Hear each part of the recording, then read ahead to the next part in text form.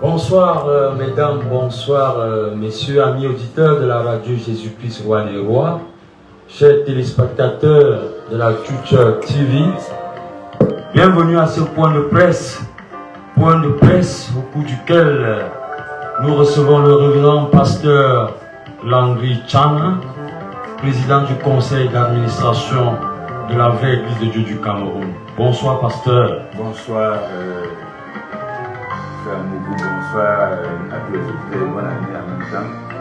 Et je suis heureux d'être encore une fois de plus là pour ce point de précisément. Voilà, j'ai envie de vous demander comment vous avez commencé l'année 2026. Par la grâce de Dieu, nous avons commencé l'année dans les bonnes conditions, par un culte d'action de grâce au Seigneur, comme ça se fait partout, pour les bienfaits qu'il a accordés, n'est-ce pas, à son peuple durant l'année 2025. Donc, ça a eu beaucoup de courage, beaucoup de joie que nous avons pu, n'est-ce pas, commencer l'année nouvelle. Voilà, chers auditeurs, nous allons directement commencer par le vif du sujet. Dans le cadre de ce point de presse, tu as parlé tout à l'heure de l'année 2025. Voilà, 50 jours pour jour que l'homme de Dieu, l'apôtre Koukia Nestor, s'en est allé. Et vous avez connu 5 ans de difficultés. Nous voulons savoir, parmi toutes ces années, quelle est l'année qui vous a le plus marqué? Nous avons l'année 2021, l'année 2022, 2023, 2024 et celle qui est définitivement en garde, 2025. Quelle est l'année véritablement qui vous marque? Je crois que l'année qui, pour moi, aurait été très marquante, je ne sais pas laquelle exactement, puisque toutes les années... 2022 avec la tenue de la convention 2022. Peut-être l'année 2026 et 2025 avec la tenue de la convention 2025. Avec les institutions de la convention, où nous avons connu un grand succès de la part du Seigneur qui nous a même assisté. Et je crois que c'était l'année la plus difficile, la plus grave. Peut-être c'est l'année 2023 où nous sommes amenés pour la première fois, n'est-ce pas, en justice. Je ne sais vraiment pas quelle est l'année. Avec la 609 qui a causé tous les dégâts. Avec la 609 qui a causé tous les dégâts, qui est le point de départ, n'est-ce pas, de toutes les difficultés que nous avons dans l'Église. Je ne saurais dire laquelle vraiment nous a particulièrement attiré notre attention. Mais je dirais que c'est depuis le départ de l'homme de Dieu, comme vous l'avez dit, comme tu l'as dit, l'Église est en trouble. Du fait de certaines personnes qui ont cru qu'il était de leur droit, n'est-ce pas, d'entrer en possession de l'Église comme d'un gâteau et de le partager. D'ailleurs, c'est ce que l'homme de Dieu disait chaque fois que plusieurs pensent que l'Église est un gâteau qu'il faut se partager. Et ils ont cru que c'était vraiment le temps de se partager le gâteau. Et depuis lors, nous avons entraîné l'Église dans les tribunaux, partout, dans toutes les humiliations possibles. Même disons merci à Dieu parce que celui de fondement reste debout avec les paroles du Seigneur qui est le saut. Voilà, pasteur, ce n'est pas un secret de polichinelle. Votre tête est carrément mise à prix, mais vous êtes toujours tout feu, tout flamme. Quel est ton secret? Je crois que quand vous lisez le livre de l'homme de Dieu, le combat de la foi, vous vous rendez compte qu'il y a eu de nouveau, n'est-ce pas, ce que nous avons, ce que nous subissons, c'est ce que les anciens ont eu. C'est ce l'apôtre Paul, dans l'espace de la lutte pour l'évangile. C'est ça qui l'a conduit même à Rome, n'est-ce pas, en prison, où il n'en sortira d'ailleurs pas.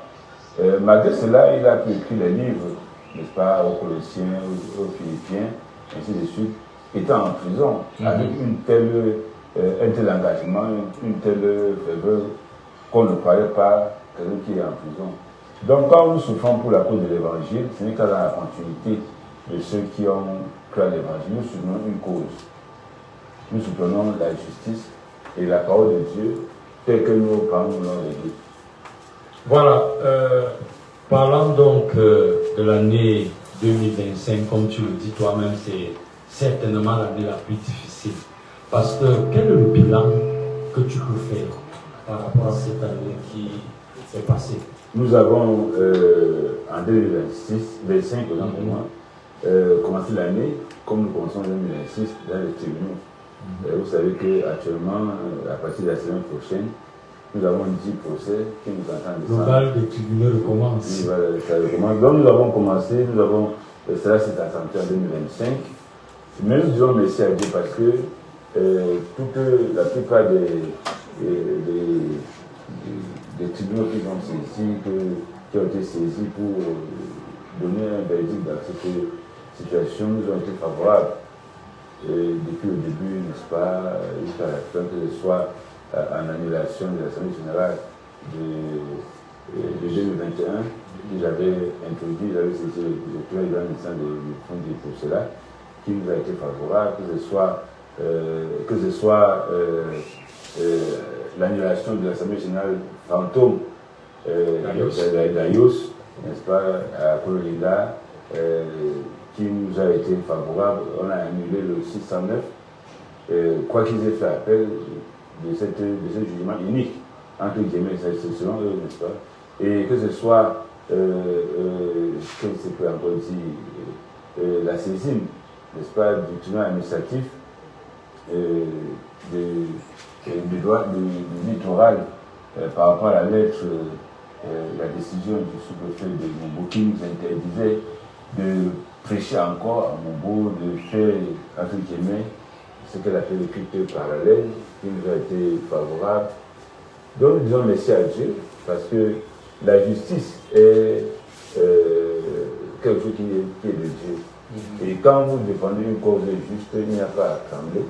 Et c'est vrai que tout ceci nous amène à servir Dieu avec engagement et à nous réjouir. Je sais que le Seigneur a vraiment soutenu son peuple, ses enfants dans la prière, puisque je n'ai pas connu une année où la prière a été fervente, comme en 2025, où les chrétiens ont compris la leçon de la Convention 2024, où Dieu nous parlait de l'Église, la vie de l'Église comme le Christ, avec l'amour, n'est-ce pas, la prière, la joie, c'est ça qui fait partie, qui tout le monde connaît l'Église comme le Christ. Donc, cela, réellement a été bien compris par le peuple de Dieu, qui se sont donnés à la prière, qui se sont donnés à l'action évangélique. C'est une année qui était une année de bénédiction, et nous avons eu beaucoup de bénédictions dans tous les domaines. Pendant que les uns et les autres discutent pour gagner les assemblées, chasser les pasteurs comme à Rekonou, ou vous-même vous êtes au tribunal, et le pasteur Bakam qui a été amené manu militaire, ainsi de suite, donc, dans le seul but d'empêcher que le Seigneur de Dieu puisse encore prêcher, malgré le fait qu'ils ont, avec l'aide, n'est-ce pas, des forces de maintien de l'ordre, n'est-ce pas, occupé l'assemblée de Kounou. Mais les chrétiens ont fait comme à Jérusalem. Et ça a permis, comme il y a eu beaucoup de cellules de prière qui sont créées, des nouvelles âmes qui ont fait l'évangile. Un peu partout ça a été le cas. Nous avons eu des terrains qui ont été donnés à l'église, n'est-ce pas, des grands terrains. Vous voyez par exemple, dans le BAM, on n'a pas un terrain de 8 mètres carrés. Alors là, par la grâce de Dieu, on a eu cette année un terrain de près de 5 000 mètres carrés, où nous permettons de faire beaucoup de choses là-bas. Nous n'avons pas dans le centre, n'est-ce pas, un terrain de plus de 2 000 mètres carrés. Le plus grand terrain était sur le Bousseau, et celui derrière là, qui est d'ailleurs, dans le titre français, a été annulé, parce que c'était pas très bien négocié le commencement. Nous avons eu un terrain de 1500, de 1,5 hectare du côté de Lobo, ce qui nous a permis de rassembler les milliers de personnes qui sont venues de part et d'autre. Nous n'avons pas dans tout l'Ouest un terrain de plus de 1000 mètres carrés, de 2000 mètres carrés, le plus grand terrain celui de Baranté. Nous avons eu un terrain dans le nous de près de 2 hectares. Donc tout ceci montre que Dieu a été avec nous. Et les jours de prière ont été créés, les assemblées nouvelles ont été créées, ont été inaugurées un peu partout. L'engouement pour l'évangélisation est là, les chrétiens ne se sont pas mis à se décourager. Bien au contraire, c'est là où je me suis rendu compte qu'en réalité, l'Église ne s'est jamais bien sentie que lorsqu'elle est en difficulté. Lorsqu'elle est en difficulté, c'est la prière, n'est-ce pas, c'est la sanctification. Et je dis merci à Dieu parce que au fur et à mesure que le temps est passé, nous avons eu les retraites, malgré, n'est-ce pas, cette férocité, cette animosité, cette inhumanité, c'est que, n'est-ce pas, à nous voir, nous retrouver, n'est-ce pas, nous avons tenu nos retraites, pour nos rencontres qui ont été programmées. Je me souviens que lorsque nous faisions la retraite de fin d'année ici à Tinga, j'ai reçu une lettre du président du bureau exécutif fictif, puisque l'Assemblée générale qui reconnaît ce bureau-là a été annulée. Une lettre, n'est-ce pas, demandant aux chrétiens de fermer la porte et puis d'attendre les nouvelles orientations, qu'importe, nous avons tenu la retraite dans les bonnes conditions, nous avons tenu la convention dans les bonnes conditions. N'est-ce pas? Je crois que c'était une année de défis qui ont été élevés. Lorsque nous terminons la convention en 2024, le Seigneur nous a donné comme devise aller des bénédictions. Et quand je vois un peu partout la vie des chrétiens, je vois beaucoup de bénédictions, beaucoup, n'est-ce pas, d'attachement à Dieu encore, beaucoup, que ce soit même au Tchad, n'est-ce pas, un peu partout. Ils sont partis faire une assemblée générale fictive au Tchad, se basant sur le 600 alors qu'ils savent que cela a été annulé. Bon, qu'importe, ils peuvent faire des activités, nous ne le faisons pas. Nous n'avons jamais essayé de les en empêcher, n'est-ce pas, nous avons refusé la tenue des assemblées générales que nous trouvons frauduleuses, mais pour se retrouver et dire qu'on loue Dieu, il faut être du diable pour le faire. Donc nous disons merci à Dieu qui nous a gardés, qui nous a protégés. Et puis, quand nous terminons l'année, nous savons que ce qui a été, n'est-ce pas, après avoir vu combien de fois le collège tout un essor, le complexe tout un essor, avait connu une ascension terrible avec grand encadrement du travail depuis 10 ans de dur labeur. Ils ont trouvé que c'était le temps pour eux de manger. Je me souviens, lorsque nous étions dans le bureau du GT des affaires juridiques, avec le pasteur Batier, qui dit qu'il va aussi s'engraisser, c'est son mot, c'est bien son mot, qui va aussi s'engraisser en premier sein. Ils ont fait partie près de 500 élèves pour ne rester qu'avec une vingtaine dans tout le complexe, de la matinée jusqu'à la terminale, n'est-ce pas? Et nous avons saisi les autorités administratives pour leur expliquer, parce que ils ont, comme ils savent le faire, induit la haute autorité en charge de l'éducation de l'enseignement secondaire au Cameroun en erreur, en faisant prendre un acte qui n'est pas légal. C'est rapporter un arrêté de création de fonctionnement de l'établissement. Nous avons essayé d'attirer son attention et dit nous avons les textes de loi, nous sommes dans un pays légal. Et par la grâce de Dieu, elle a bien compris cela pour mettre le collège sous administration provisoire en attendant que les procédures en justice puissent aboutir. Et nous croyons que c'est la meilleure solution. Et je crois que c'est la même chose qui doit se faire au niveau de l'éducation de base, parce que nous avons saisi le ministère de l'éducation de base à cet effet. À notre grande surprise, c'est là où ils ont, après tout, l'école a commencé à commencer 2 semaines après qu'ils aient chassé tous les élèves, avec tout ce que ça a connu comme bruit dans le quartier. Bon, par la grâce de Dieu, nous croyons que les choses vont bien. Le Seigneur nous a soutenus. L'œuvre de Dieu, même que ce soit à l'étranger, s'est renforcé, que ce soit dans les pays africains, en Guinée équatoriale, en RDC, au Tchad, un peu partout. Nous avons vu cet engouement des gens qui croient à l'évangile, qui croient en ce qui ont cette conviction dans leur croyance et qui savent ce qu'ils ont cru au commencement. Ils ont cru à la parole de Dieu, ils ont cru au message de l'explication du livre, qui est un message d'amour, qui est un message pour la vie éternelle, qui n'est pas porté, n'est-ce pas, pour, n'est-ce pas, discuter des biens de la terre. Nous ne discutons pas des biens de la terre, nous discutons l'évangile que nous avons reçu. n'est-ce pas, qui est resté notre boussole, la parole de Dieu, qui est resté notre boussole, et nous restons dans cette boussole. Voilà, pasteur, tu fais comme ça un bilan assez élogieux en ce qui concerne cette année 2025. Il y a eu les terrains partout dans le pays. Est-ce que vous n'avez pas une crainte que les dissidents peuvent être animés encore de la convoitise pour venir revendiquer tous ces biens? Ce n'est que ce qu'ils peuvent faire, puisque ils n'ont pas cette force de travailler, ils ont la force de réclamer ce qu'ils n'ont pas travaillé. Ce n'est pas d'aujourd'hui, c'est ce qu'on n'a jamais pu faire, on ne le fera pas. Donc nous attendons, nous travaillons, n'est-ce pas, nous travaillons pour l'évangile. Nous avons eu, au commencement, ça nous faisait beaucoup de douleur de voir que vous passez le temps à faire une évangélisation, et à peine une personne vient à l'église et qu'on parle chez la personne la détruire, non pas pour la gagner, mais pour simplement qu'elle ne vienne plus à l'église, n'est-ce pas? On va voir les assemblées qu'on n'a pas, qui ne savent même pas comment ça a commencé. Il faut maintenant qu'on aille chasser les pasteurs de leur maison, qu'on les brutalise, qu'on les mette en prison.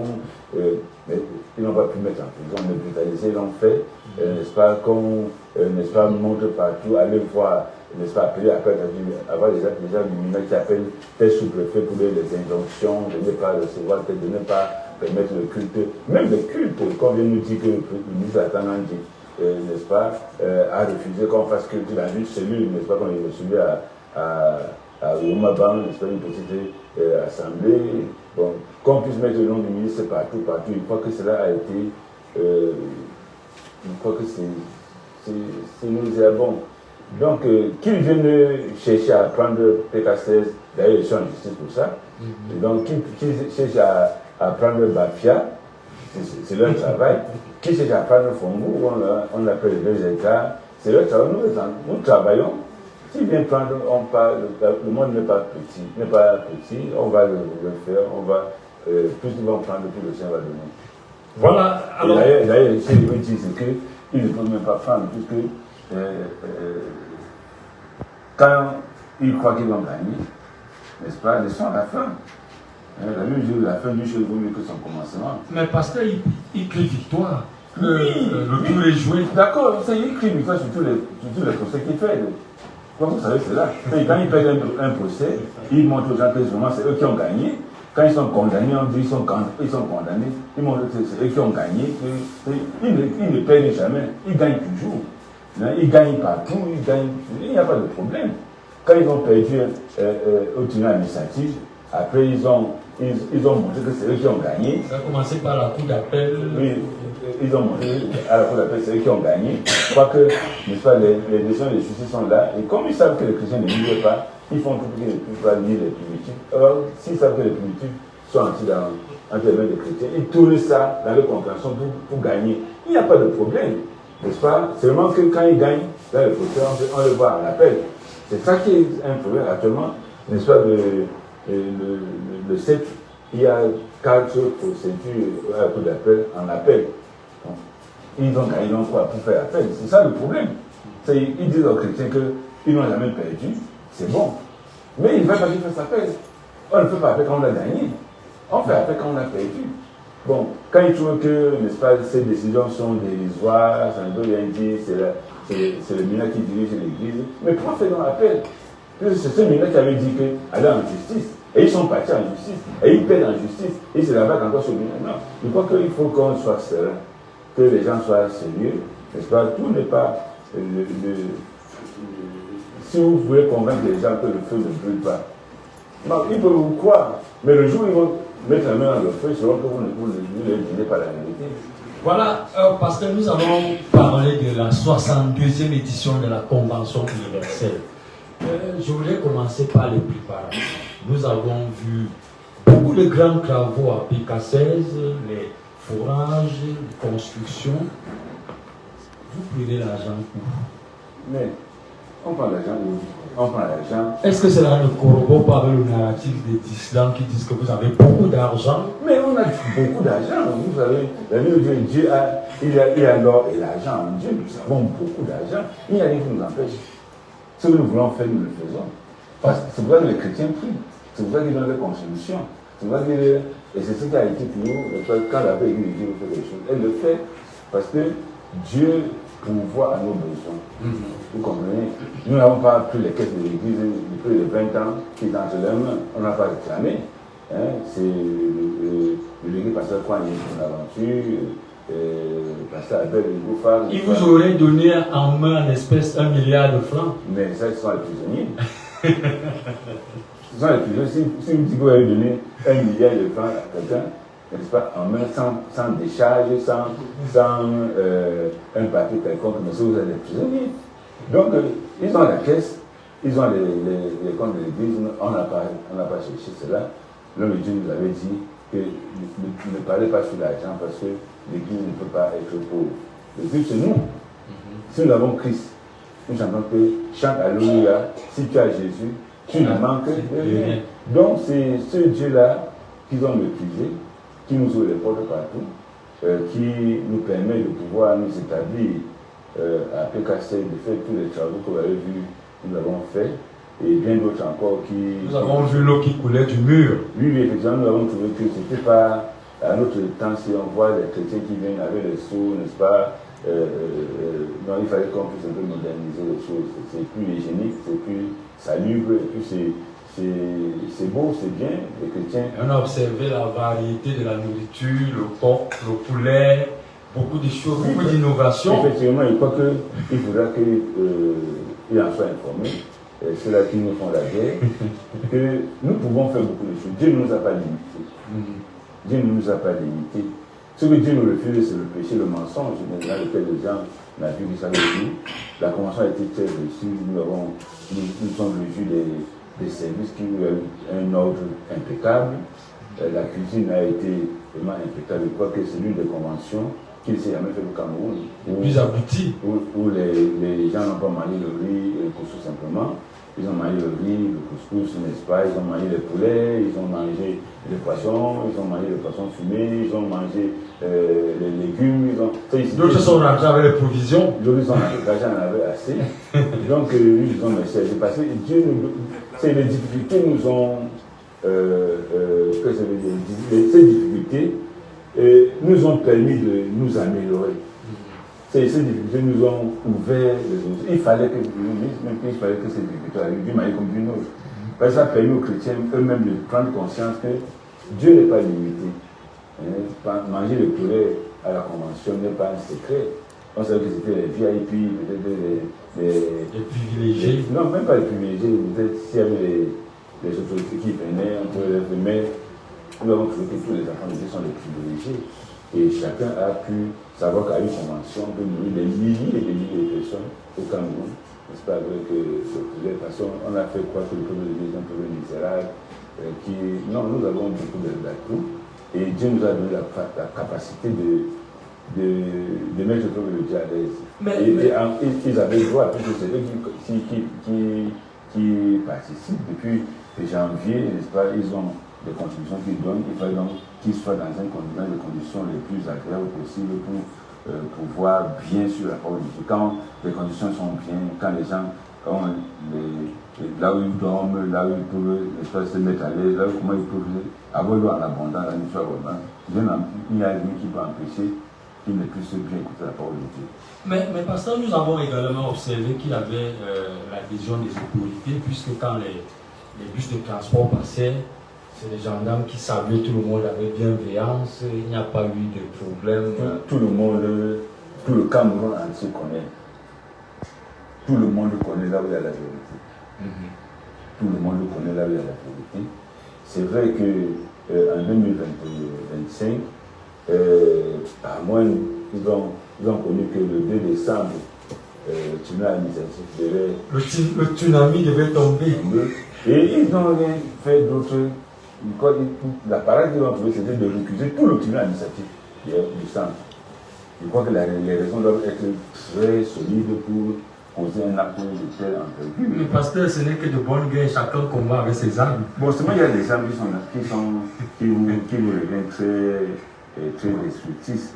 Ils ont utilisé tous les moyens possibles parce qu'ils savent que ils ne peuvent pas, ils sont dans une cul de sac. Donc, ils doivent savoir que la seule chose que nous disons et que nous disons toujours, c'est voici une nouvelle année qui commence. Pourquoi ne pas s'asseoir et puis revenir de nos sentiments, faire que chacun puisse faire son pas. Et quand on voit là, on ne s'en pas marcher, qu'on puisse repartir ensemble. Si nous disons que nous sommes de Dieu, nous prêchons que j'ai vu les thèmes de leurs enseignements dans leur enfance, il n'y a pas de l'amour, etc. Mais on ne peut pas parler de l'amour sans le pardon. Bon, pourquoi ne pas s'asseoir donc pour dire, bon, en réalité, nous sommes des frères, qu'est-ce qu'il y a de même? Peut-être qu'il y a un mauvais vent qui est passé, on peut commencer pour à zéro. Pourquoi ne pas ça? Pourquoi ne pas parler de réconciliation? Pourquoi mettre les chrétiens en choc les uns contre les autres? Pourquoi, n'est-ce pas, aller tourmenter les administrations, n'est-ce pas, pour des choses qui n'ont pas de sens? Je crois qu'il est question de ça. Donc, aller refuser tout un tribunal parce que vous trouvez que peut-être, je ne sais pas s'il était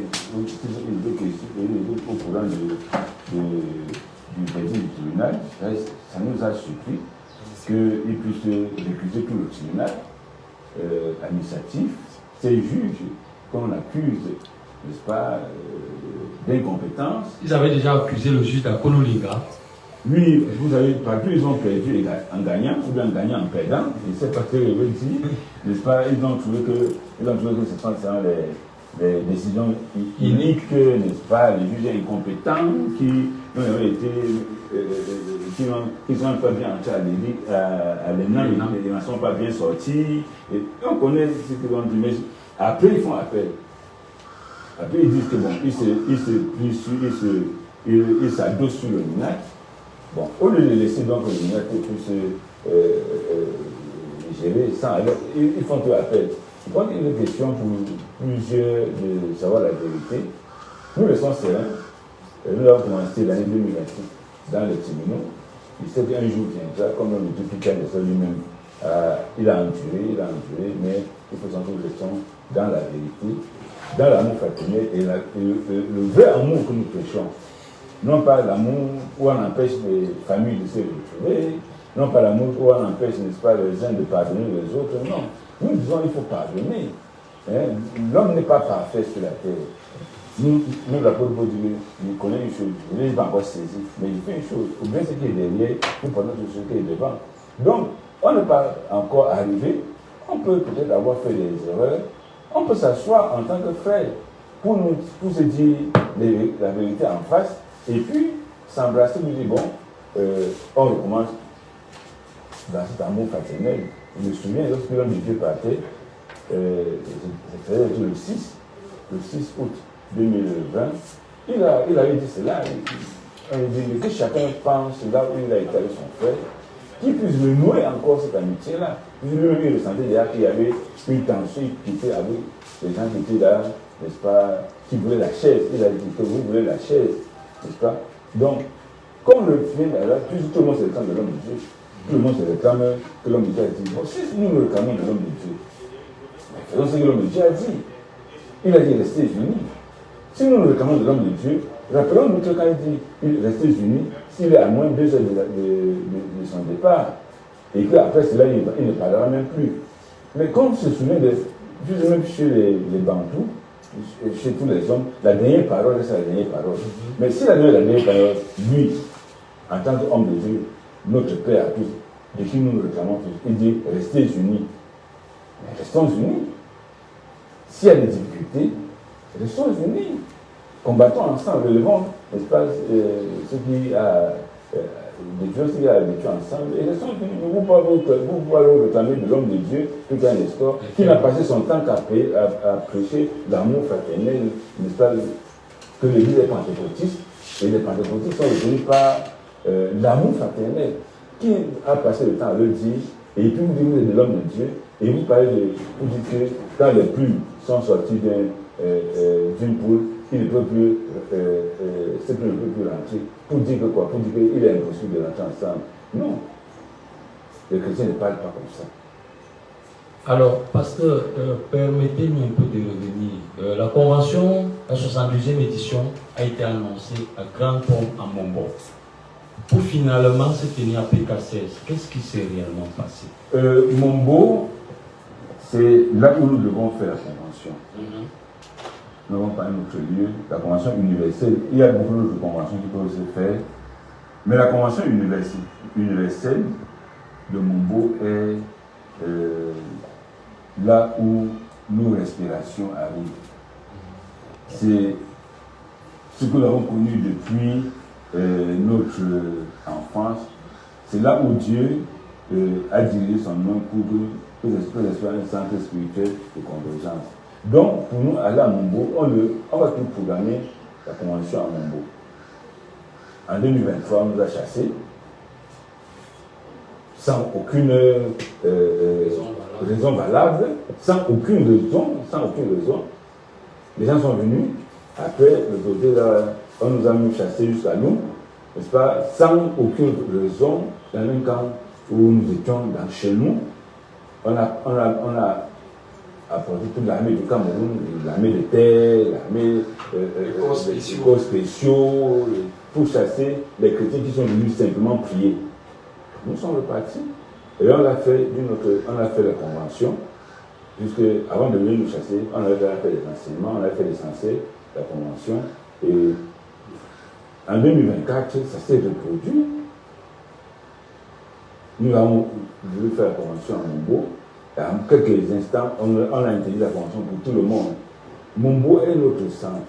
Nous avons fait la convention de Mombo, mais délocalisée. C'est dans le blé, c'est toujours la convention de Mombo que nous faisons. Parce que nous ne pouvons pas dire nous arrivons à la convention de Mombo. Donc, quand nous faisons la convention, nous annonçons maintenant la convention de Mombo. Parce que nous serons en Mombo.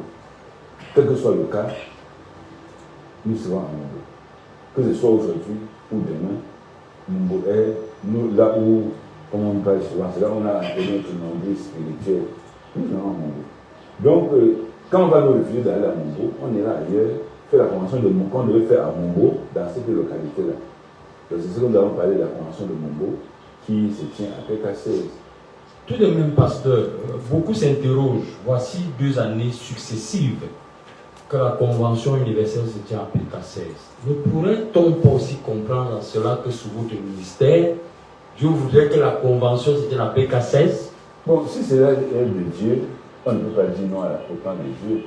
Nous prions pour que Dieu nous dirige, par son esprit qui nous dirige là où on doit partir. Si veut que c'est à PK16, bon, on va comprendre que le langage de Dieu était clair, on va se plier. Voilà, vous avez également annoncé d'une manière solennelle que désormais le camp spirituel de PK16 est un camp conventionnel. Qu'est-ce que cela change d'une manière concrète? Oui, cela change, ça permet de pouvoir l'aménager pour accueillir les gens, pour faire les grandes rencontres, d'y mettre les structures où les gens peuvent venir pour se retirer, où on peut faire des grandes conventions, même zonales, même régionales. Donc on peut voir, nous avons des camps conventionnels comme ceux de Bertois, ceux de Yagua, ceux de Baranté, qui sont des camps conventionnels. Donc ce sont des camps qui ont cette particularité d'être capables d'accueillir des milliers de personnes, et donc il faut que les infrastructures d'accueil soient conséquentes. Voilà, au moment où tu tenais la 62e édition de la Convention, il se tenait aussi quelque part une 59e. Oui, effectivement, je crois que même... Est-ce que ça ne fait pas un peu désordre par rapport à l'observateur qui regarde cela? Effectivement, le but c'est ça. Le but c'est qu'ils ont décidé de mettre le désordre partout. La Convention ne s'est jamais arrêtée. Lorsque nous sommes à la 70e, ils sont à la 50e. Parce qu'effectivement, ils n'ont pas fait 3 conventions. Pendant que nous disons qu'on va faire la convention, c'est en 2022, à Kondengi, en avril 2022, que le pasteur Abati, assisté de délégué pastoral si et délégué pastoral Kwame Bonaventure, ont décrété devant tout le monde, quand vous étiez là, qu'il n'y aura plus jamais de convention dans la vraie Église. C'est en 2022 qu'ils ont dit qu'il n'y aura plus jamais de convention parce que le but était de tout détruire. C'est le pasteur lui qui a dit qu'il va tout détruire. C'est l'une des choses qui a créé une fracture entre les. On a dit non, on a dit on ne peut pas décider qu'il n'y aura plus de convention à la vraie Église. On peut avoir des problèmes, mais ne touchez pas les socles. Ce que l'homme dit que la convention fait partie de son ministère. C'est le ministère d'explication. Vous ne pouvez pas venir dire qu'il n'y aura plus de convention. Et ils ont dit qu'il n'y aura plus jamais de convention à la vraie Église. Alors on dit on ne va faire que la convention. C'est là qu'on nous a laissé. Et c'est là où nous partons, même s'il y a n'importe quel problème, on se trouve à la convention pour pouvoir le régler. C'est là que nous avons annoncé la convention universelle de 2022. Et toutes les forces avaient été mises en œuvre, puisqu'ils disaient cela en 2022, parce qu'ils avaient réussi à faire annuler la convention de 2021. Donc ils savaient que ça va, quand c'est les civils avec les mêmes choses. D'ailleurs, ils ont pris les mêmes arguments, qu'il y aura les embarquements, il y aura les ceci, il y aura les troubles, il y aura les brigands qui vont venir, et tout cela. Ils ont recommencé la même litanie, mais cette fois-là, ça n'a pas marché, parce que les autorités ont pris sur elles de dire, bon, quand ces gens-là vont venir, ils vont nous trouver sur place. C'est quand nous allons faire la convention 2022. Pendant ce temps, eux, ils disaient que la convention, c'est la sorcellerie, n'est-ce pas? La convention, ce n'est pas Dieu, que d'ailleurs Dieu a rejeté mon beau, n'est-ce pas? Il y aura des morts là-bas, il y aura ceci. C'est l'une des conventions les plus réussies, après près de 1000 malades qui ont été guéris. Cela a encouragé le peuple. Et c'est pour ça qu'en 2023, pendant que nous faisons la 60e édition, alors il avait boycotté, il avait mis la convention. En 2023, quand nous allons faire la convention, ils disent qu'il n'y aura pas la convention. Et ils ont pris toutes les dispositions cette fois-là pour que les autorités administratives, n'est-ce pas, sous la houlette du préfet du Nouveau Collectif, n'est-ce pas, qui nous avons essayé de montrer en réalité qu'il n'y a pas de raison qu'en 2023 on refuse la convention. Il n'y avait pas le 609 sur laquelle on pouvait se baser et les décisions de justice étaient tous en notre faveur. Même il n'y avait pas eu raison sur laquelle on pouvait se baser pour refuser. Et c'est le ministre qui avait dit aller en justice. Et c'est eux qui sont partis en justice. Et ils perdaient. Comment donc comprendre qu'on vient nous dire qu'il n'y a pas la convention? On nous a empêchés. Nous sommes partis à nous. Les quelques jours que nous avons fait, on a fait la convention. Ce qui nous a empêché de faire, c'est le culte du dimanche, le clôture. Mais on avait fait la convention. Eux, ils disaient qu'il n'y a pas de convention. Pendant que nous faisions la convention en 2022, ils ont décrété qu'il n'y a pas de convention. Ils ont organisé les prières de fin d'année, non pas plus conventionnelles, pour passer de paroles à l'acte. Ils ont programmé 16 retraites délocalisées pour passer des paroles à l'acte, pour montrer que les chrétiens ne se déplacent pas, ils vont faire les retraites de fin d'année.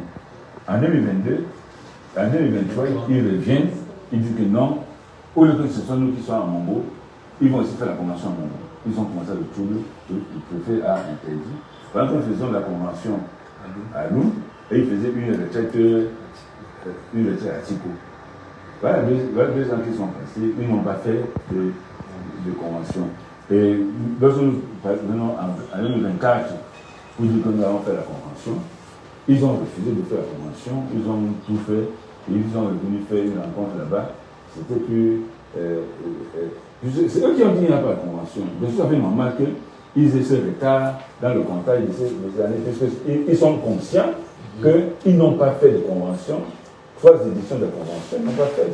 C'est tout à fait normal qu'ils reviennent maintenant avec ce retard, au lieu de se remettre sur la ligne de l'Église, ils veulent montrer qu'ils ne sont pas de l'Église, qu'ils ont boycotté la convention que l'homme de Dieu avait incité. Ils ont décidé d'arrêter la convention. Pendant que les autres mettaient ce que l'homme de Dieu a dit en pratique. C'est tout à fait normal qu'il y ait ce décalage.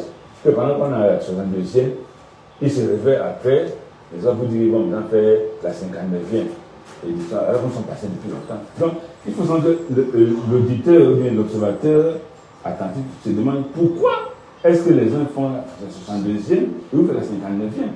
Effectivement, il y a eu. Où est l'erreur? Qui a mal compté? Hein?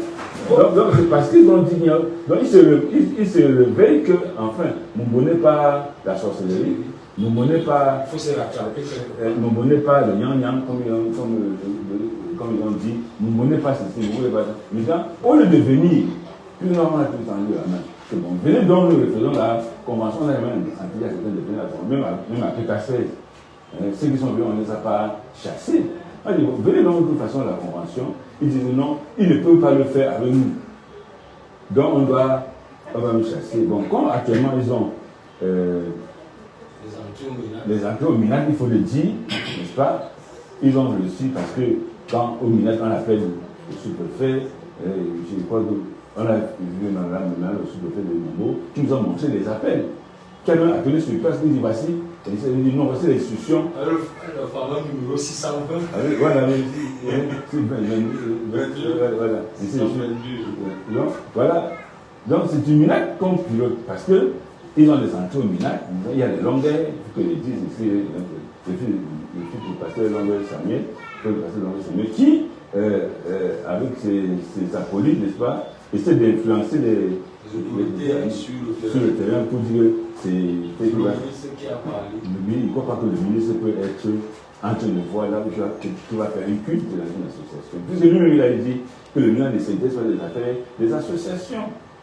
Donc, pendant que nous faisons ces conventions, on continue, n'est-ce pas, avec détermination à suivre ce que l'homme de Dieu nous a dit. Vous avez décidé de ne plus le faire.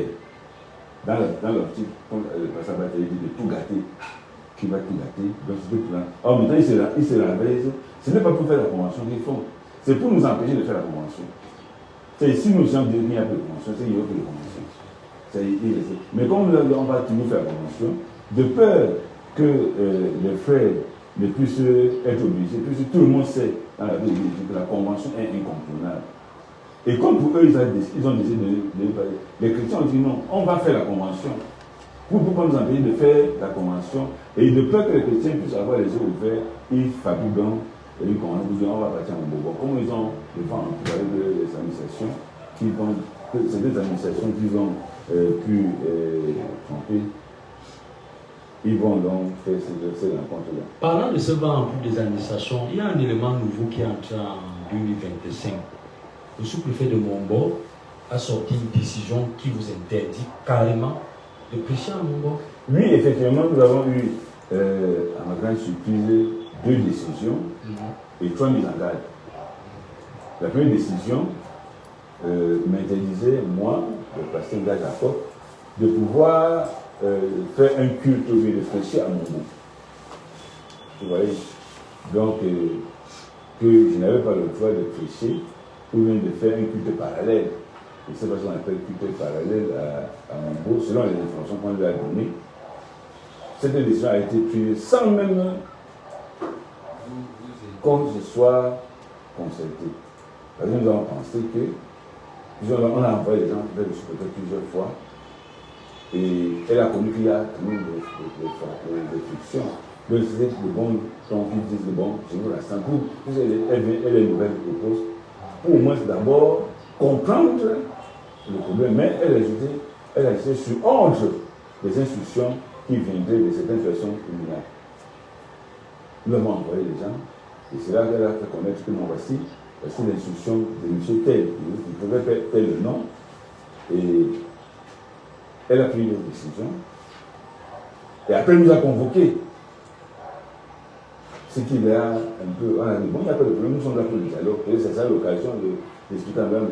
Tel. On a été très bien reçus dans un climat très convivial, et on a pensé qu'on s'est fait comprendre. Et à peine on rentre de Mumbo, un jour après, une deuxième décision tombe. Cette fois-ci, nous donnons l'interdiction de venir trouver la convention. On avait fait une demande de venir trouver la convention. Il ne faut pas qu'on peut interdire un trouble alors qu'on ne va autoriser un trouble. Donc, la première décision qui nous interdisait de prêcher à Mumbo, nous avons attaqué le président de parce que ça a été préjudiciable à nos intérêts. Aux intérêts de l'Église. Il dit à un pasteur qui n'a pas le droit de prêcher. Nous sommes de la vraie Église de Dieu. Nous sommes de la vraie Église de Dieu et tous ces bâtiments-là nous font raconter l'histoire de leur construction. depuis longtemps, on ne peut pas dire dès le premier jour, mais moi particulièrement, je connais ce que le camp de Mongo était. Tous ceux qui viennent là n'ont pas connu ce que Mongo était. Bon, nous interdit, sur quelle base? Il ne croit pas qu'il revient à l'administration territoriale de dire qui peut prêcher, qui ne peut pas prêcher. C'est une affaire interne. Nous avons attaqué ça au niveau administratif, qui n'a pas trouvé de difficultés de pouvoir suspendre cette mesure-là. Bon, comme c'était dans le but de pouvoir protéger leur rencontre, en nous obligeant à ne pas venir, on a dit non. Même si nous partons à la convention, on a dit ça aussi à Mme Souboué, que si nous partons à la convention, ce n'est pas pour aller prêcher. Nous voulons venir à notre Mombo, c'est notre Mombo. On viendra se mettre, s'asseoir, et ils vont faire ce qu'ils vont faire, mais nous, on ne va pas, on ne vient pas pour troubler. On vient pour, parce que Mombo, c'est notre sang. Bon, elle a lui donné une décision qu'on ne veut pas prêcher à Mombo. On peut pas, mais on va saisir les autorités judiciaires compétentes, parce que ce sont nos droits qui sont c'est-à-dire, le tribunal administratif de droit là, le tribunal n'a aucune difficulté pour annuler cela. Ça veut dire qu'à l'heure actuelle, tu peux aller à Mombo librement. Nous avons trouvé que dans la sérénité, avec cette tension-là, ce n'était pas nécessaire de partir à Mombo à cette période-là.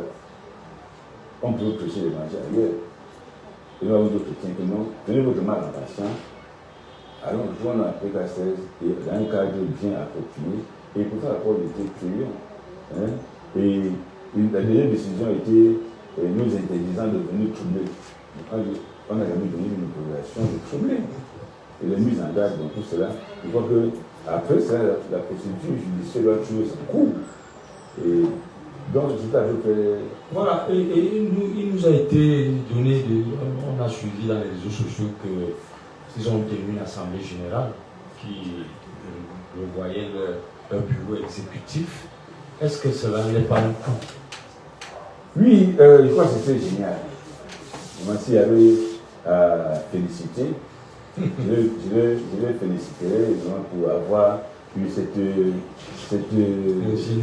ingéniosité, n'est-ce pas, de nous faire connaître qu'eux croient là que le 609 est tombé. Donc, je crois qu'il n'y a pas plus de génie que cela. De profiter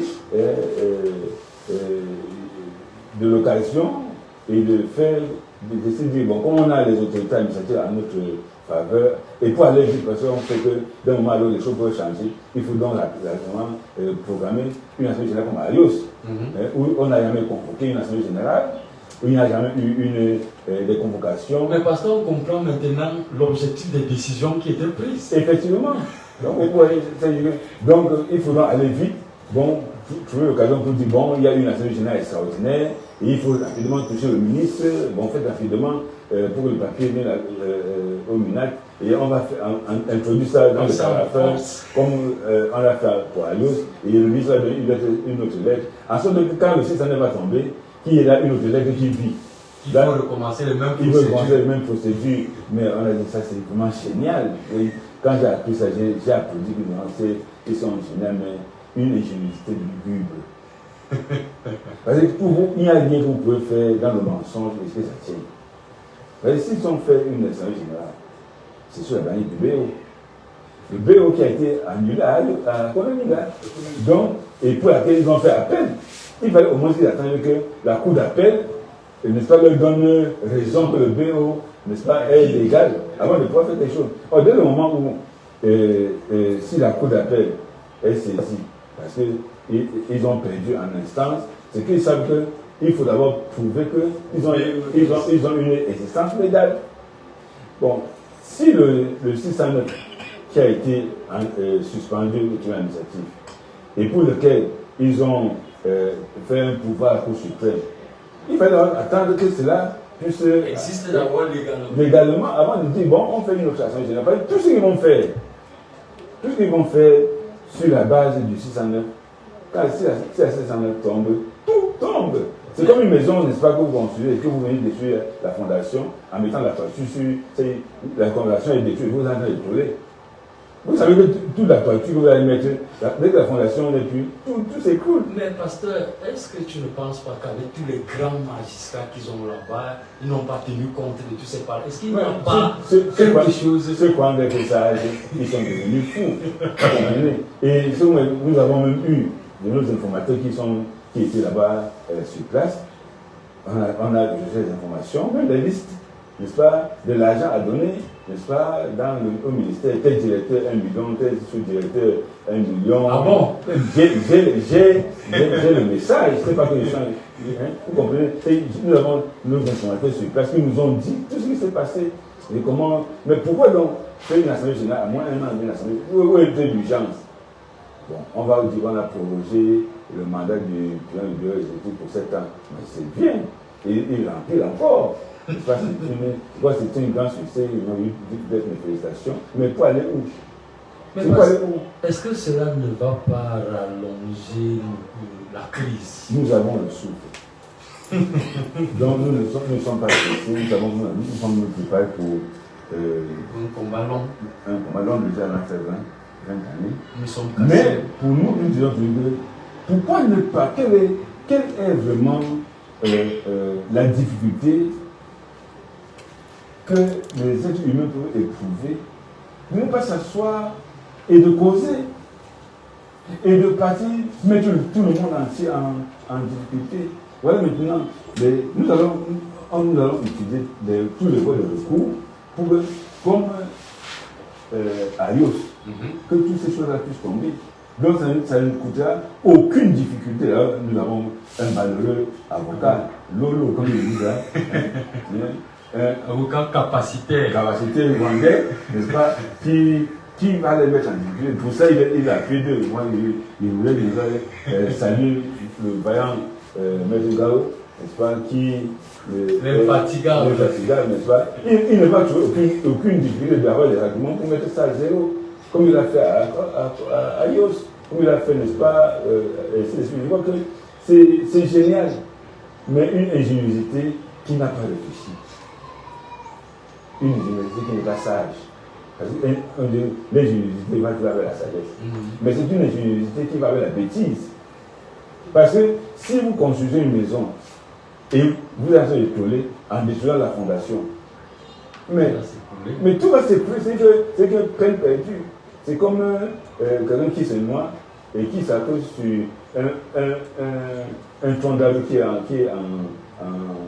déperdition dans l'eau.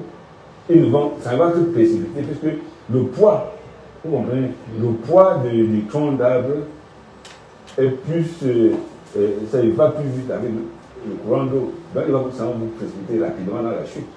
Voilà, pasteur, je voudrais revenir un peu en arrière. Nous avons observé durant la deuxième édition de la Convention, on a observé que beaucoup de gens nous écoutaient. Les malades se signalaient en Côte d'Ivoire, au Canada, en France. Ça veut dire que de plus en plus la communauté s'agrandit et on a vu, ça a été une convention crue. Le camp conventionnel était archi-con. Ça veut dire que de plus en plus, nous avons beaucoup de chrétiens qui viennent par rapport à la Convention 2024. Cette année, c'était encore... La Convention 2024 avait été trop troublée. Beaucoup de personnes n'ont pas pu faire le déplacement. Certains qui étaient en route, d'un peu temps, on l'a arrivé, cela a été annulé. Ils ont été poursuivis jusqu'à l'euro. C'est grâce à, n'est-ce pas, l'acuité intellectuelle et le bon sens de ce côté, nous avons pu finir cette rencontre. Et même cette année-ci, ils avaient prévu que dans aucune place au Cameroun, on fait la convention.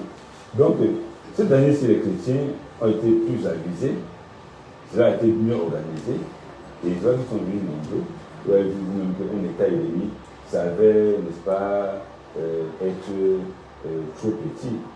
Et beaucoup de personnes qui venaient de l'étranger, qui étaient branchées à l'étranger, qui suivaient un peu partout, au Canada, au Congo, au Tchad. Et le Seigneur a manifesté, ayant qu'il est le Dieu de près et le Dieu de loin. Et ceux qui ont été guéris ont témoigné, et d'autres témoignent aujourd'hui. comment Dieu les a créés, malgré le fait qu'ils soient des milliers de kilomètres. Dieu est le mieux, il ne change pas. Ce que nous voulons, c'est nous chrétiens, c'est notre force, c'est de rester fidèle à la parole de Dieu. Si nous sommes fidèles à la parole de Dieu, c'est l'œuvre de Dieu. L'homme de Dieu en mourant, je disais que c'est l'église de Dieu, c'est l'œuvre de Dieu. Et Dieu nous met en soin de son œuvre. Croyons à cette parole et restons fermes dans la parole de Dieu. Voilà, parce que je voulais revenir un peu dans l'enseignement. 4 jours d'enseignement, vous commencez la convention avec le figuier hypocrite. D'où ça vient? Nous avons souvent lu cette parole des années durant, mais nous n'avons jamais eu cette orientation. C'est pour ça que nous partons à la convention. Nous partons à la convention pour écouter la parole de Dieu, non pas pour écouter les mêmes litanies, c'est tout. Dieu prépare pour chacun de nous, pour nous, pour son peuple, la parole. Et nous prions pour cela pendant près de 21 jours. Que le Seigneur donne la parole, n'est-ce pas, la mesure du temps convenable. Donc Dieu nous prépare une parole qui, n'est-ce pas, semble pour nous sortir de la Bible. Pourtant, c'est ce que nous lisons tous les jours. Parce que le Saint-Esprit nous dirige et c'est ça qui nous réjouit, de savoir que Dieu parle à son peuple. Cette parole était introductive. Vous allez voir que tout au long de la convention, on reviendra là-dessus. Parce que le figuier hypocrite, c'est une allégorie. Ça parle des hommes, ça parle de vous et de moi, qui sont plantés pour porter des fruits, pour faire ce que Dieu aime, pour que Dieu se réjouisse de nous dans la société. Le fruit, c'est ce qui permet, Jésus est un passant, comme tous les autres passants. Et qui voulait n'est-ce pas, se délecter, il voulait, n'est-ce pas, satisfaire sa faim par le fruit de cet arbre qui est planté au bord de la route, où tout le monde en passant peut manger de son fruit. Et il se trouve que ce figuier-là a beaucoup de feuillage, mais n'a pas de fruits parce que ce n'est pas sa saison. Or, pourquoi est-ce que ce figuier doit porter des feuilles alors que ce n'est pas sa saison? C'est ça qu'on appelle hypocrite. Il fait semblant d'être là pour satisfaire les besoins du passant, c'est-à-dire de Jésus aussi, mais en réalité, il le trompe. La vie religieuse, c'est un figuier stérile. Un religieux, il fait semblant d'être chrétien, mais pas son mensonge. On voit les gens qui mentent à longueur de journée, qui insultent, n'est-ce pas, qui ont un comportement, n'est-ce pas, déshonorant. On a les preuves, n'est-ce pas, des personnes, n'est-ce pas, qui se réclament chrétiens, qui sont dans l'adultère, avec leurs chrétiens, et tout le monde connaît, mais après ils se mettent sur le terre pour vociférer des choses. C'est ça le figuier hypocrite. Vous voyez, c'est que ouais, j'ai des informations claires de certains passés du VO qui sont dans l'adultère, mais qui sont ceux-là qui se mettent à prêcher, n'est-ce pas, partout avec beaucoup de véhémence. C'est ça, le figuier hypocrite. Apparemment, il est prédicateur, il dit de bonnes choses, mais dans le fond, il n'y a rien. Il ne peut pas satisfaire aux besoins de Dieu. Comment quelqu'un peut être dans l'impudicité de sa chrétien et se mettre à prêcher l'évangile? C'est ça le figuier. Et bien d'autres choses encore. Mais pasteur, ça donne froid au dos. Mais c'est votre dos. Vous comprenez donc, c'est ça. Et la Bible ne veut pas que nous soyons ces figuiers hypocrites.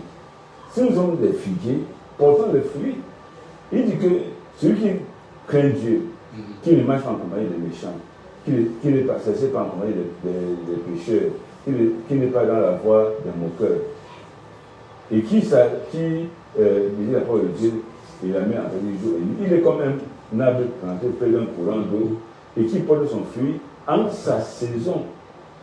Le figuier doit porter son fruit en sa saison, non pas en contre-saison, pour tromper.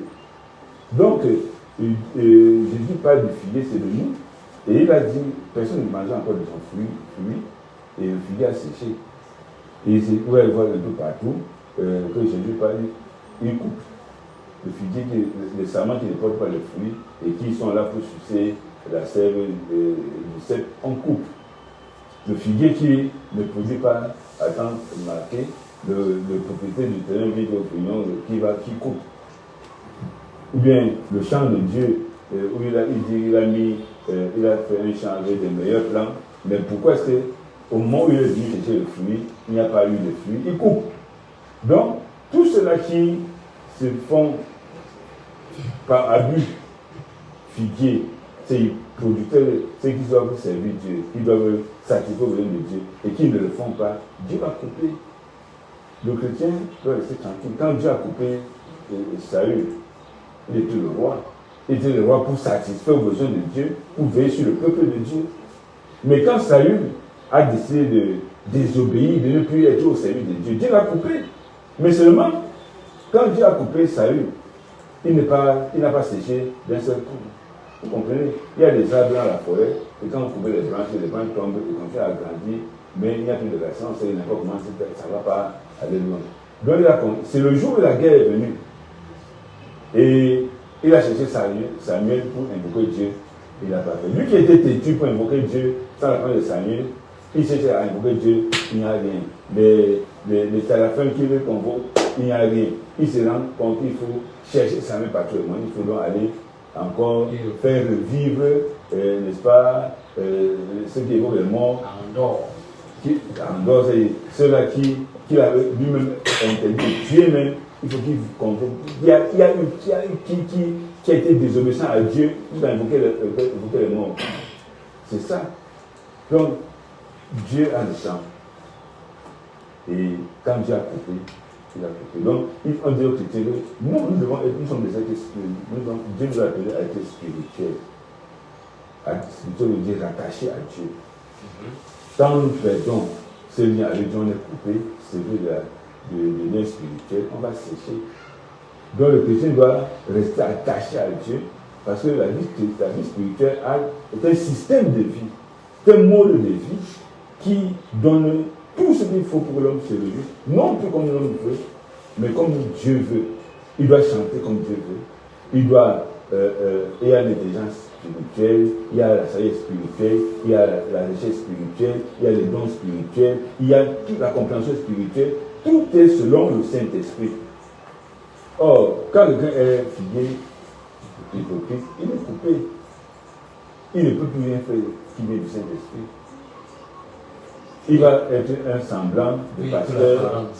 Il va faire tout pour l'apparence, pour tromper les personnes qui voudraient s'approcher. On va voir un pasteur, on va dire un pasteur, on vient vers lui pour pouvoir être satisfait. Donc, je trouve qu'il ne peut rien faire parce qu'il n'a pas porté, il n'a fait le feuillage, mais la substance, c'est pourquoi les gens ne viennent pas sur le figuier pour voir les feuilles. On vient pour prendre les figues et les fruits. On va dire, mais il ne porte pas les fruits. Il va les sécher. Alors, chers auditeurs, chers téléspectateurs, nous nous tirons comme ça à la fin de ce point de presse. Mais avant, alors, pasteur, année de travail pour la gloire de Dieu. Expliquez-nous un peu ce concept. Qu'est-ce qu'il faut comprendre dans ce concept? Nous devons savoir que Dieu nous a appelés de ténèbres à son amour à venir pour que nous servions à la louange de sa gloire. Le figuier est planté pour servir à la louange de la voix du vigneron. Quand vous plantez un arbre, vous avez l'espérance de manger du fruit. Dieu prend soin de nous pour que nous soyons des ambassadeurs de la vie de Dieu dans ce monde. Dieu veut que tous les hommes soient sauvés et parviennent à la connaissance de la vérité. Et pour le chrétien, celui qui est sauvé, le devoir qu'il a à faire, c'est de travailler pour que les autres personnes connaissent que Dieu est vrai. Parce que nous sommes des ambassadeurs, nous sommes des ambassadeurs pour Christ. Pour amener les gens à la réconciliation avec Dieu. Donc le travail, l'apôtre peut dire, tout ce que nous faisons, en parole ou en action, faisons-le pour la gloire de Dieu. Comment donc faire pour la gloire de Dieu? si ce n'est pas par le Saint-Esprit. C'est le Saint-Esprit qui nous fait tout pour la gloire de Dieu. Le chrétien doit se donner à travailler pour que Dieu soit glorifié, à chanter pour que Dieu soit glorifié. C'est un travail spirituel. Il doit se transformer, n'est-ce pas, davantage pour que Dieu soit glorifié. Il doit être, Jésus a dit, vous êtes la lumière du monde. Vous êtes, n'est-ce pas, le sel de la terre. Donc, le chrétien doit travailler sa vie personnelle, travailler son entourage, travailler dans la société, dans le pays, pour qu'on puisse savoir que Dieu est vivant.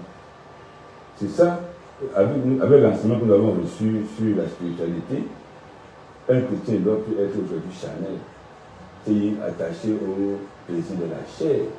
Il doit s'élever pour maintenant s'attacher à l'autre. L'apôtre dit attachez-vous aux choses de l'esprit. Qu'on ne doit plus être attaché. Faites mourir les membres qui sont sur la terre, l'impudicité,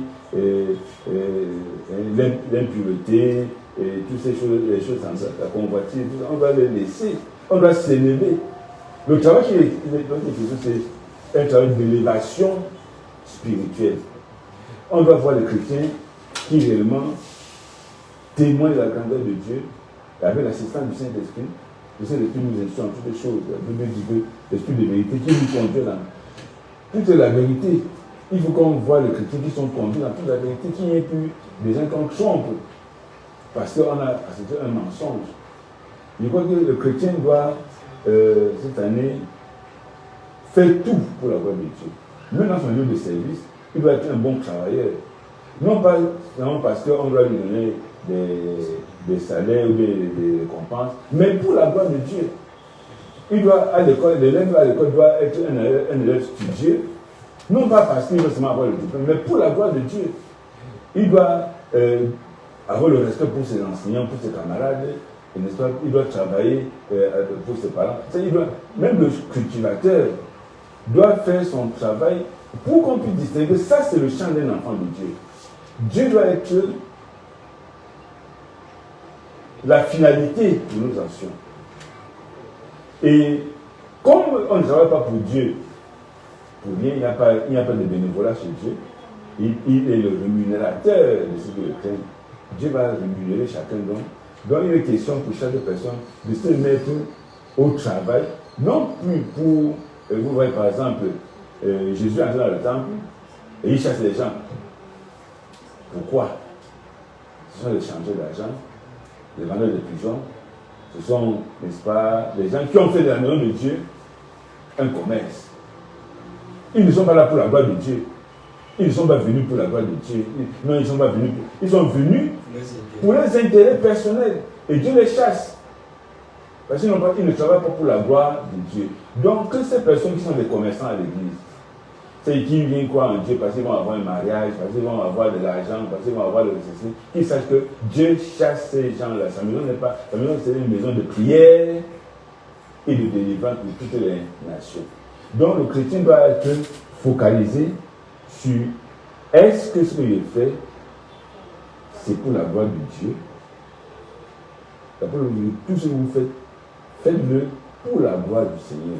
On a parlé par exemple des chansons.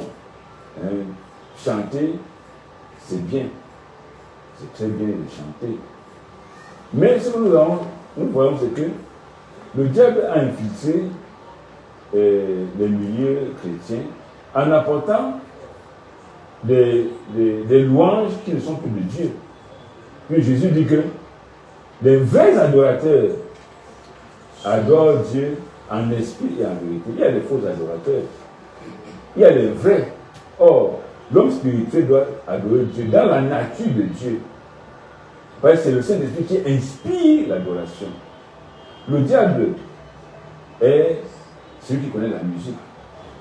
Il a été l'ange de lumière, n'est-ce pas? Les instruments de musique ont été faits pour lui, n'est-ce pas? Il connaît donc comment détourner la gloire de Dieu en inspirant aux hommes des musiques qui, au lieu de rendre gloire à Dieu, blasphèment. Parce qu'ils ne sont pas inspirés du Saint-Esprit. il va composer, et dans beaucoup de dénominations, on change. Et c'est ça qui tue la spiritualité. Les hommes signifient ça que ce chant, d'abord, on peut dire que chantant de tout votre cœur des cantiques sous l'inspiration du Saint-Esprit. Il parle des cantiques spirituels. Donc, c'est un travail. Tout c'est un travail spirituel auquel les chrétiens doivent se donner jour après jour. Et quand, spirituellement, on est gagné, le Saint-Esprit nous dirige en toutes choses. En toutes choses. Donc, il faut qu'on voit cette vie du Saint-Esprit dans nos assemblées, les dons spirituels, n'est-ce pas, l'évangélisation, faire tout ce qui est pour la gloire de Dieu, l'amour fraternel, l'amour entre les hommes, tout le monde aime aimer. Mais l'amour qui plaît à Dieu, c'est ce qui est donné par le Saint-Esprit. Parce que c'est un amour comme celui que Jésus nous a manifesté.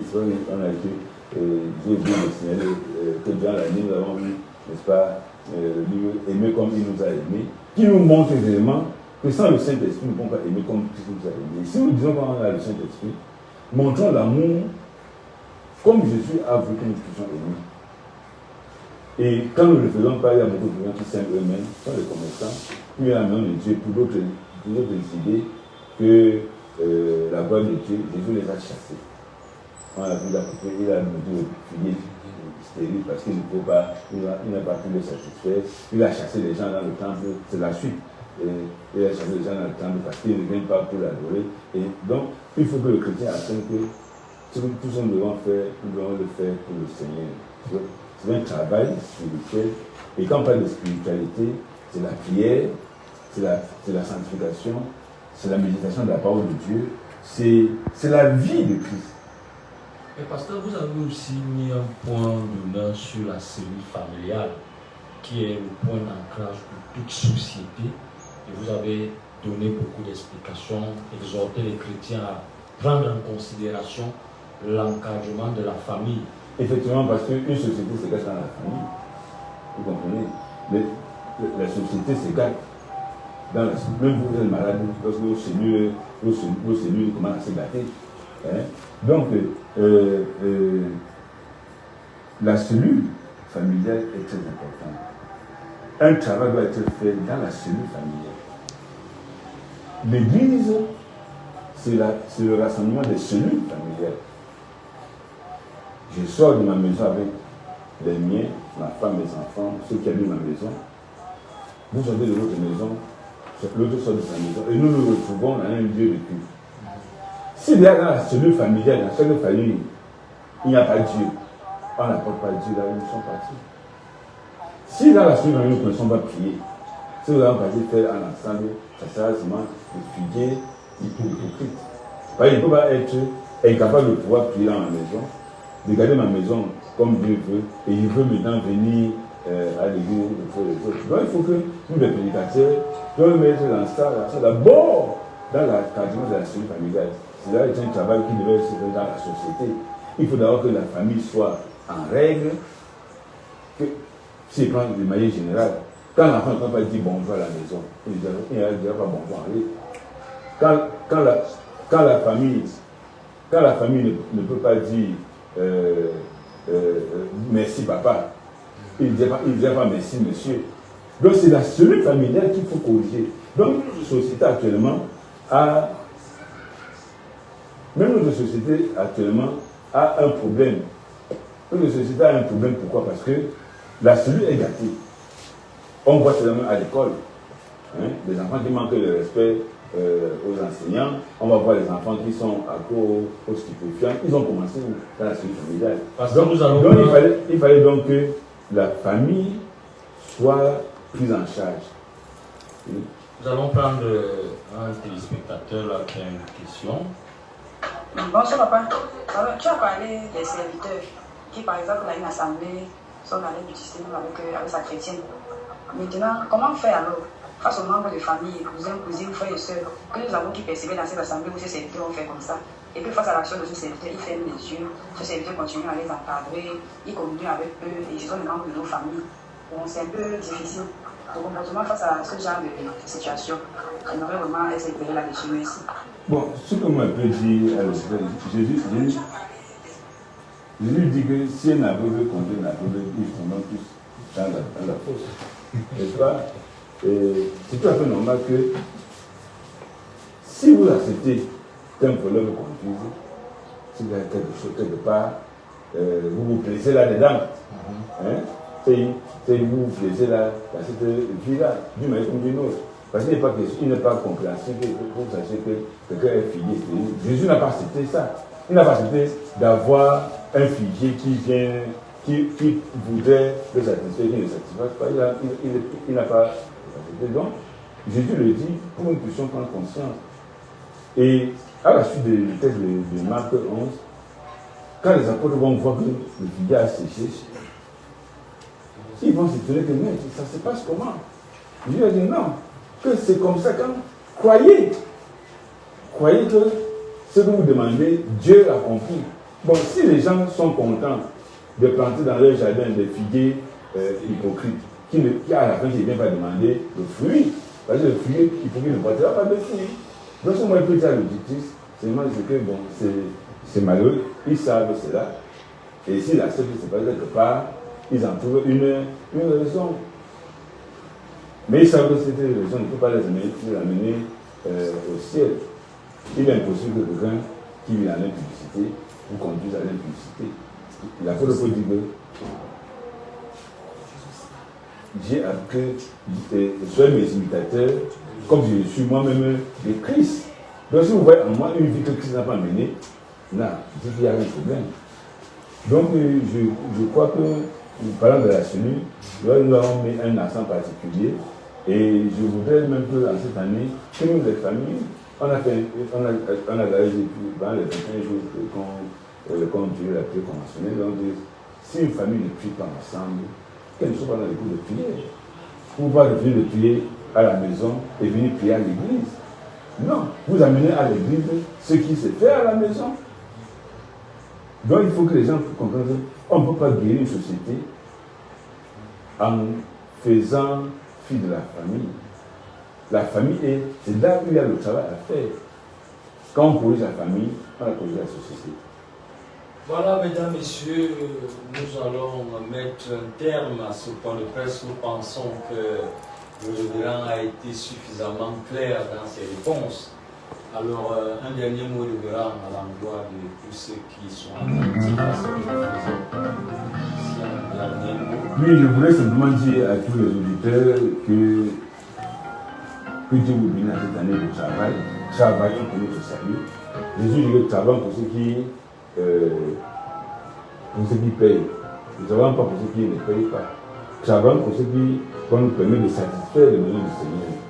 Ne portons pas les apparences qui ne peuvent pas satisfaire aux besoins de Dieu. Dieu a besoin de nous. Dieu a besoin de travailler. Dieu travaille avec nous. Il est ouvrier avec nous dans le champ. Nous travaillons avec lui physiquement. Nous avons physiquement et lui travaille avec nous spirituellement. Donc nous implémentons ce que le Saint-Esprit nous a donné et on le fait parmi les hommes, parce qu'il faut le préciser. Quand il a le Saint-Esprit, c'est qu'il a la vision de Dieu pour aider les hommes. Il faut avoir la vision de Dieu. Le Saint-Esprit, c'est pour aider les hommes.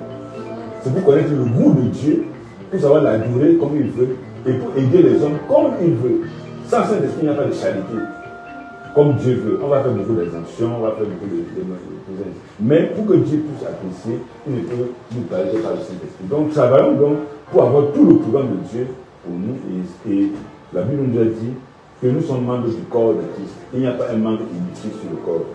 C'est quand nous nous attachons à Dieu fermement, quand nous obéissons, que Dieu nous fait connaître tout le programme qu'il a pour chacun de nous.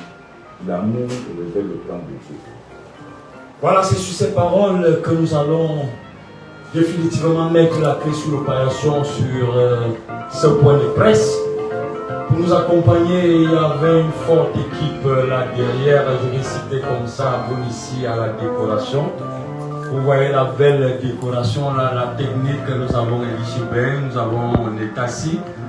Je vois de l'autre côté la directrice des programmes et sous la coordination de Ludwig Njamen qui est le directeur de l'édition et de la communication. Merci au révérend. qui est toujours disponible. Merci à tous ces auditeurs qui nous suivent depuis des années. Merci à tout le monde et à la prochaine.